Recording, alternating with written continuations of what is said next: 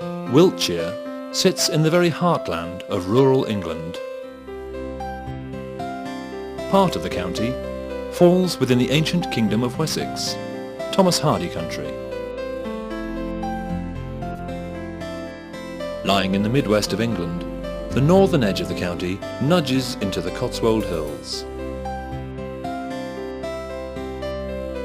The whole county is liberally sprinkled with archaeological, architectural, historical and spiritual sites, making Wiltshire one of the most historically rich counties in England.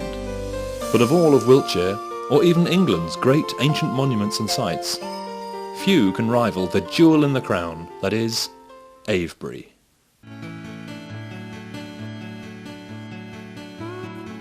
There are in excess of 900 known stone circles throughout the length and breadth of the country, and they vary enormously in completeness and size. But, set in the rolling chalk downs of North Wiltshire, and with a diameter of around 1400 feet, Avebury stands alone as the largest Neolithic stone circle in Europe. So how do you begin to tell the story of this magnificent place? Well, building work probably began some 4,000 years ago. That's about the same time that the pyramids were being built in ancient Egypt. Construction wouldn't have been swift, possibly a couple of hundred years from start to finish, but some of this would have been embellishments and further development rather than primary construction.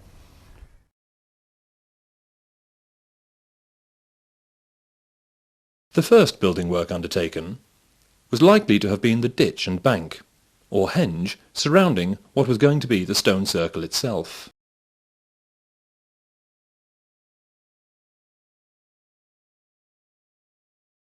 Working with simple tools like these replicas of an antler pick and an ox shoulder blade shovel, vertical pits or shafts would have been sunk into the chalk soil in a circle. Then teams of labourers would have quarried to link these pits together, thus forming the ditch, with the chalk spoil being carried up in wicker baskets to form the bank. Excavations carried out on the Great Ditch in 1922 revealed the original depth to have been a staggering 9 metres, and the bank above to have been nearly 7 metres tall. That's the height of 3 double-decker buses.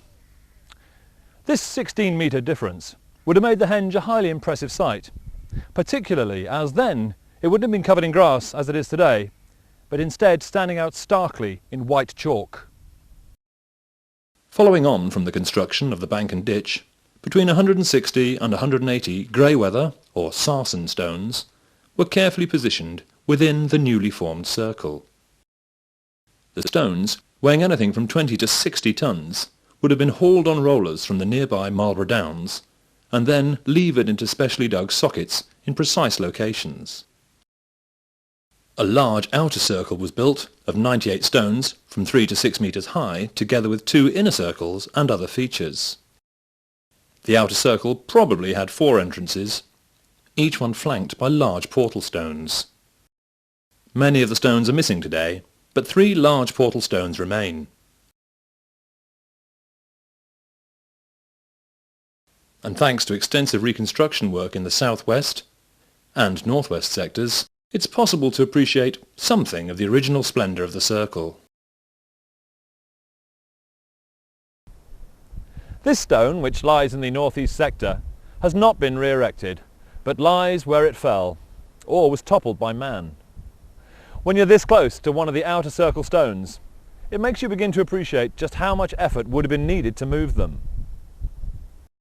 The northern inner circle, consisting originally of some 27 stones, also contains a feature made up of 3 large stones, known as the Cove, although only 2 stones remain today.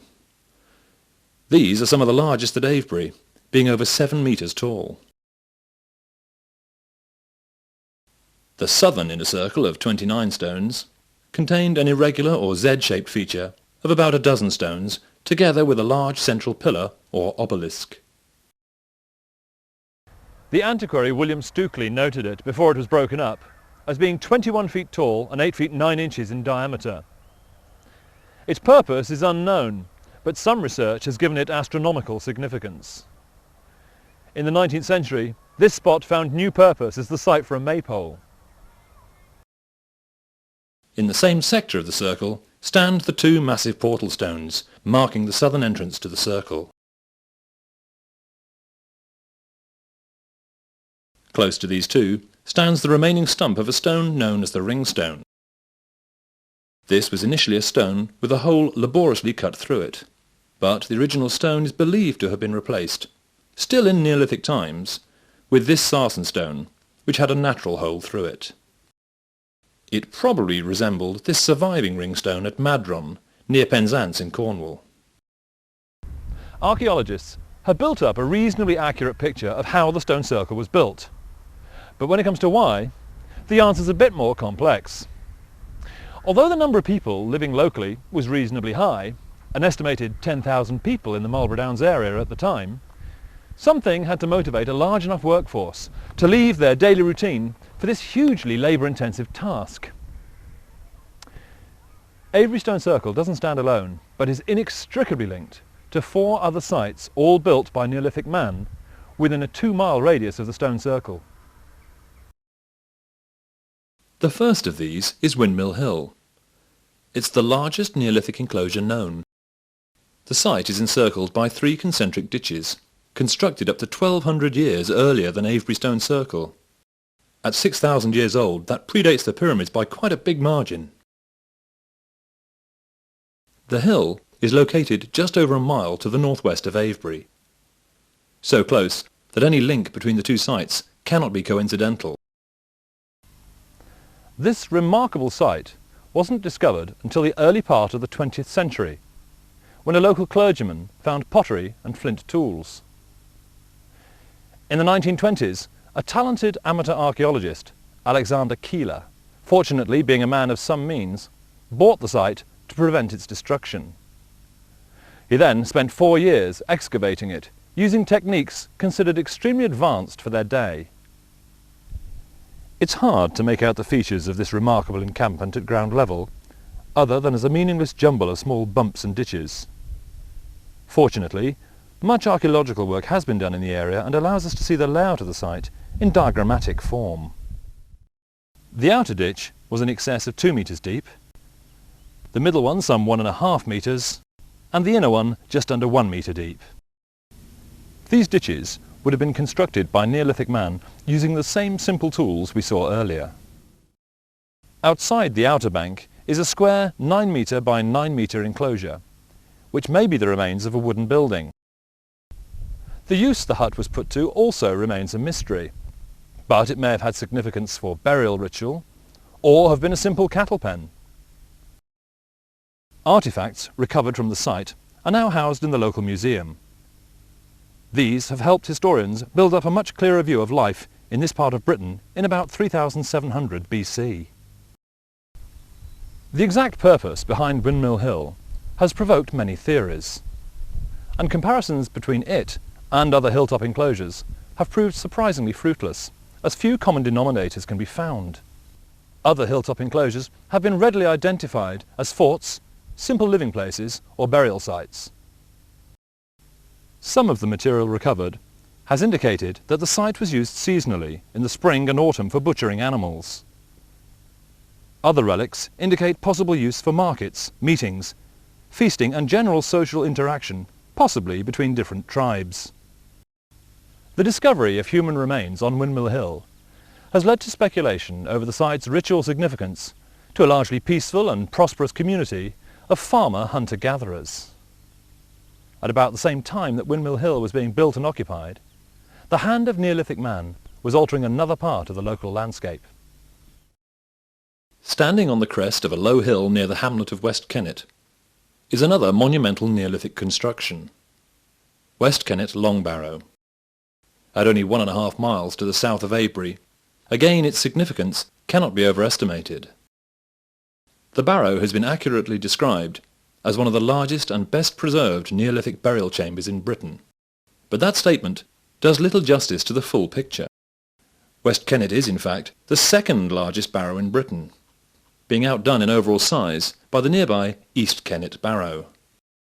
But as you can see, the East Kennet Barrow lacks the incredible state of preservation of its marginally smaller brother.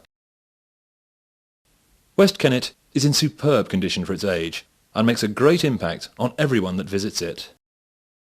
The Wiltshire-born antiquary, John Aubrey, noted the site in 1665. His description of the barrow is scanty to say the least, describing it as about half a yard high, and at one end only rude grey-weather stones tumbled together. Aubrey's comments give little credit to the incredible achievement of erecting and transporting this massive entrance blocking stone several miles across open countryside. Using primitive rollers and brute force, this 50-ton monster represents a massive amount of work on its own, let alone the rest of the structure.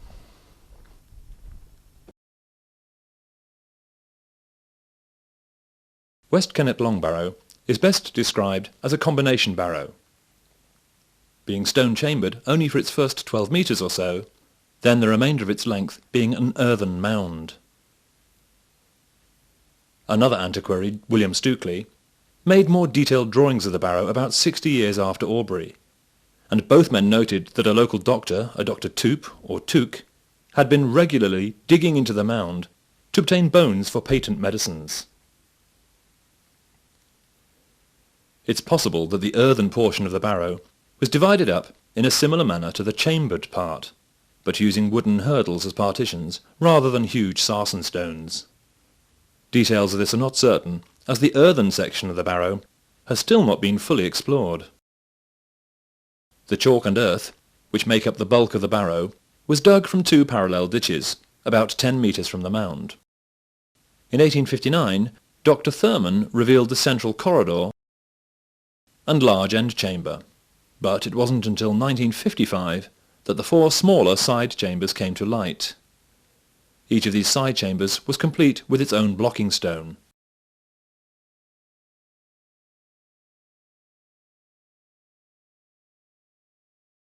Inside the barrow, the different chambers are clearly visible.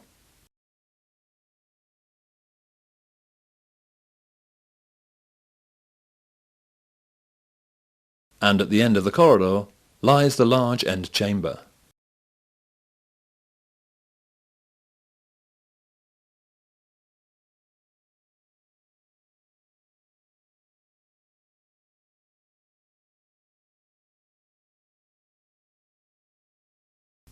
Despite being in continuous use for about 1500 years, the remains of only 46 people have been found here. Some of them were placed quite carefully in groups, but others were strewn about in a quite haphazard manner. Analysis of the remains has shown that with the exception of one skeleton, none of the remains are intact. It would seem that stress was placed on the burial of long bones or skulls, rather than complete skeletons. In addition to human remains, the barrow contained fragments of over 250 different vessels, which helped identify the time span that the tomb was in use. Despite the best efforts of the good Dr. Took, archaeologists discovered that the remains in the four side chambers had been undisturbed since their interment some 4,000 years ago, so their very incompleteness poses many questions.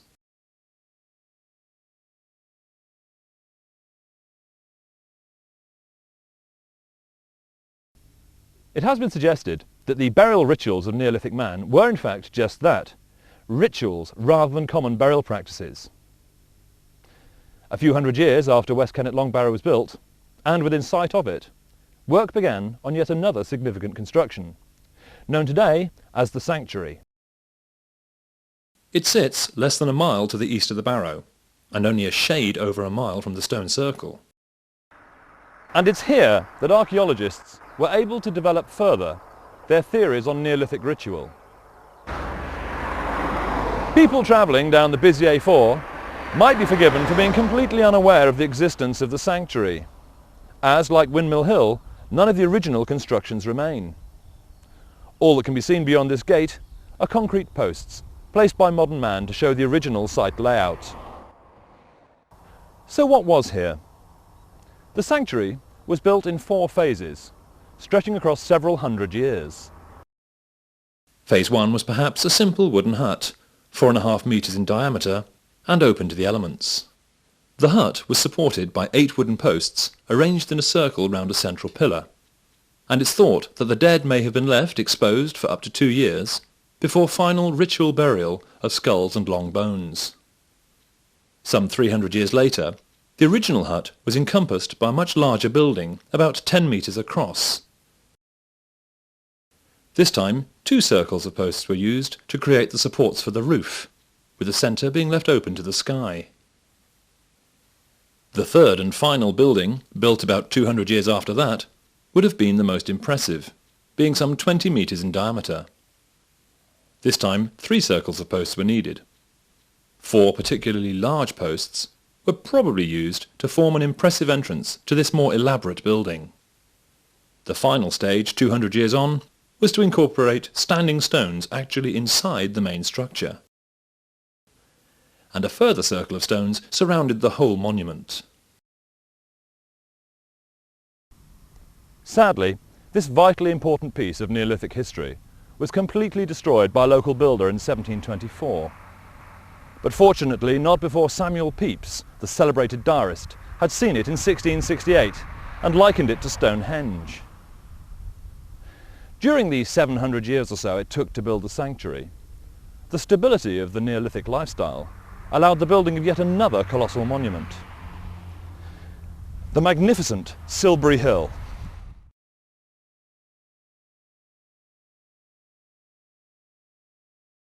Under a mile to the south of Avebury, Silbury is the closest monument to the stone circle. In common with most of the area's monuments, the exact purpose of Silbury remains a mystery. Many excavations have really only confirmed how it was built, and not why. One thing is certain, however, and that is, despite popular legend, it is not a burial mound of any kind.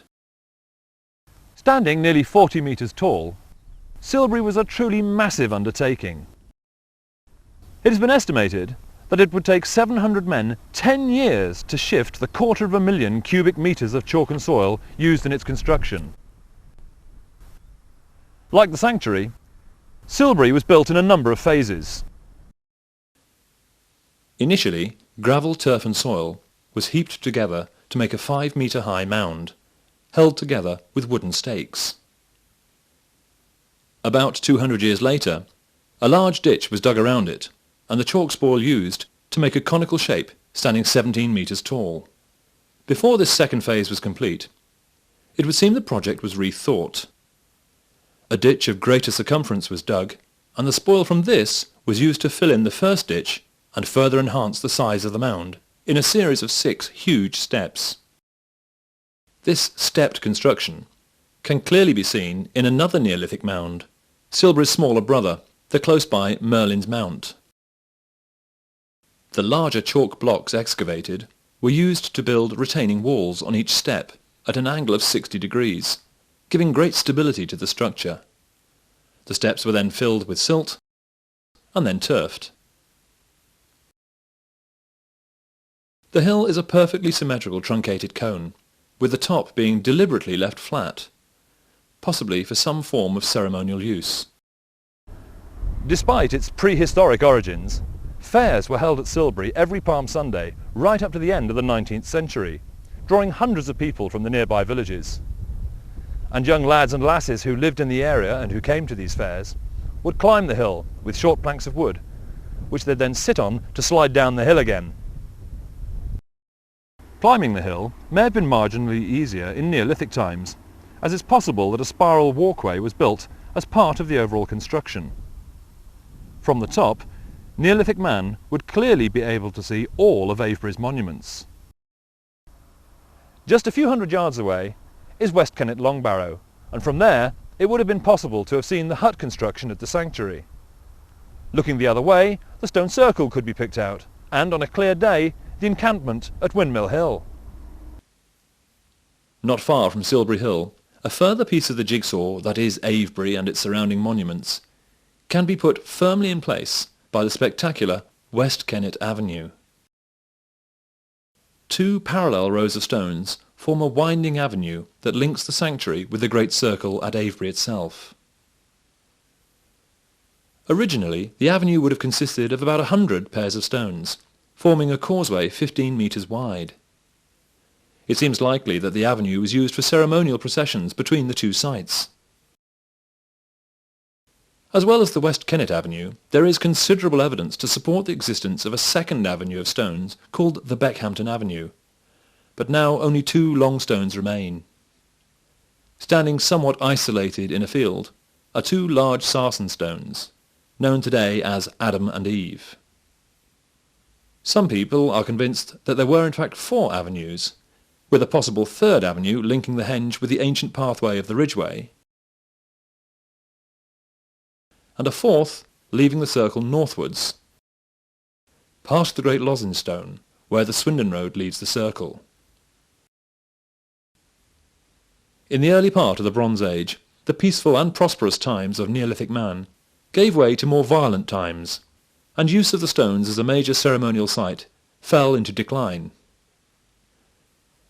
The Romans may well have visited the site during their occupation of Britain, but by then the stones were already in disuse on a large scale.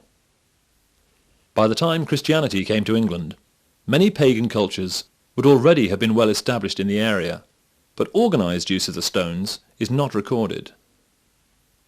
The early Christian church would have been deeply suspicious of Avebury, regarding it as a pagan temple, and soon set about trying to destroy the site by toppling and burying the stones. Evidence of the medieval destruction of the circle came to light when this stone, known as the Barber Stone, was excavated, and the skeletal remains of a barber surgeon were found, together with some of his instruments and coins in a purse. He was crushed to death when the stone fell on him, apparently toppling a little earlier than was planned. The remains of the barber surgeon were taken to London for further examination, and proved unlucky a second time, when a World War II bomb scored a direct hit and obliterated them.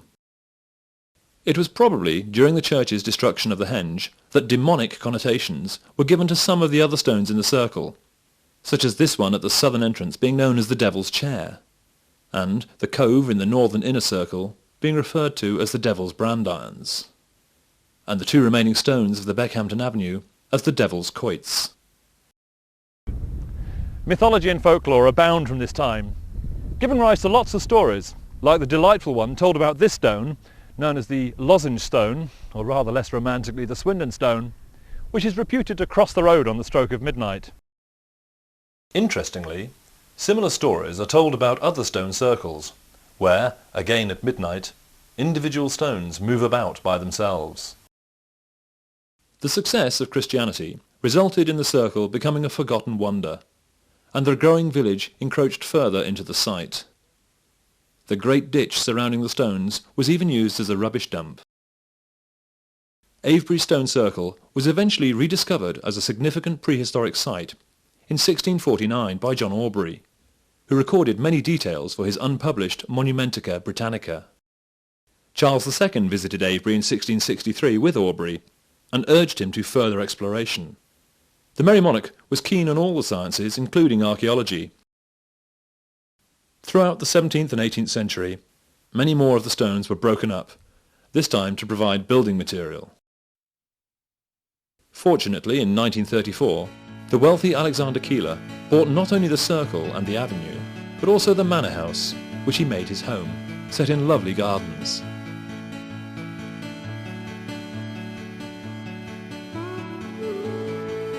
Now the coach house provides a home for the Alexander Keeler Museum, displaying many of the archaeological discoveries from the Avebury area. More than anyone else, Keeler was responsible for the excavations and restorations that have made Avebury what it is today. This magnificent monument will hopefully be preserved in perpetuity, as it has been designated a World Heritage Site. And the monuments of the Avebury area are held in guardianship for the nation by English Heritage and managed by the National Trust.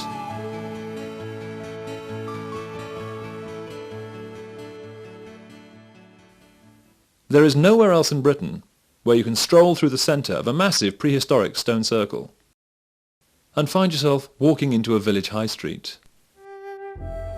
All the buildings down this end of the high street actually stand inside the circle. The Red Lion can legitimately lay claim to being the only public house inside a stone circle. Avebury today is home to some 600 people, who in turn play host to 500,000 visitors every year.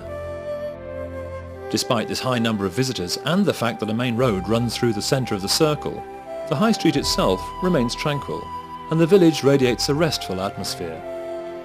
Avebury has very few shops, but even these are very much in keeping with the spirit of this charming village. The parish church stands well back from the road, and for the superstitious, outside the stone circle itself.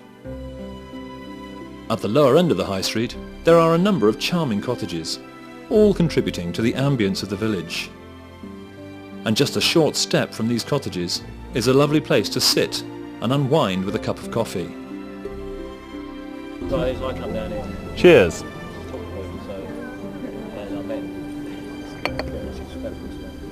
But what of the monument itself? The stone circle still continues to exert a magnetic appeal for many people, and certain ancient rituals and ceremonies are still carried out at key times of the year.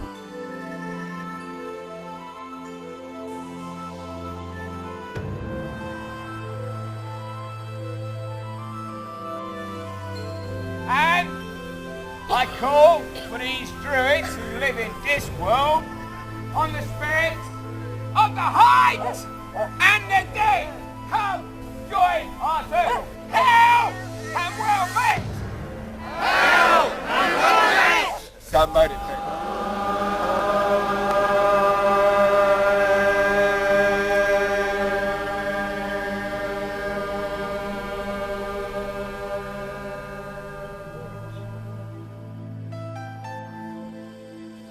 In addition to organised bodies like druids who gather at the stones, informal groups or individuals are drawn to the site for their own private contemplation.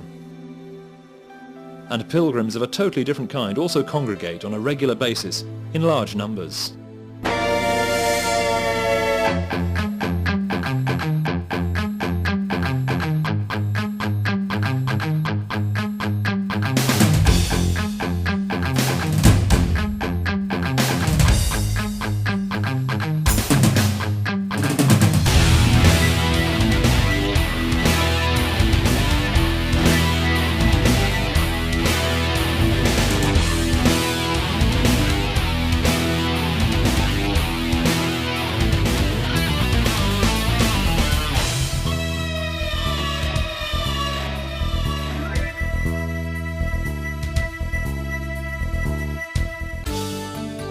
Throughout the warmer months, the Red Lion acts as a gathering place for the adventurers of today who congregate informally every week.